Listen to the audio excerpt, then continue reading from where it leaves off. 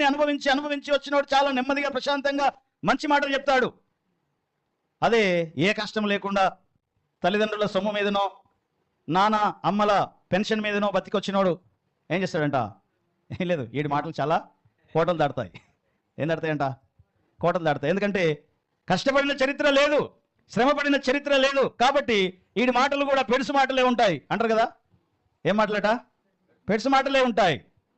కాబట్టి ఒక మంచి మాట రావాలంటే అది శ్రమలో నుంచి రావాలి, అగ్నిలో నుంచి రావాలి, అనుభవంలో నుంచి రావాలి. అలా వచ్చినప్పుడే అది అలాంటి వారిలో నుండి వచ్చే మాట, వారి నోటి నుండి వచ్చే మాట అట ఒక ముత్యములాగా ఉంటుందంట. కాబట్టి ధర్మశాస్త్రం ఎక్కడి నుంచి వచ్చింది? దేవుని వాక్కు ఎక్కడి నుంచి వచ్చింది? ఆ ధూమమయమైన అగ్నిమయమైన ఆ సీనాయి పర్వతం మీద నుంచి దేవుడు దేవదూతల ద్వారా మోషేకు ఇచ్చినటువంటి వాక్యము ఈ గ్రంథము. హల్లెలూయా, హల్లెలూయా, హల్లెలూయా. సో కాబట్టి శ్రమల నుంచి వచ్చినది.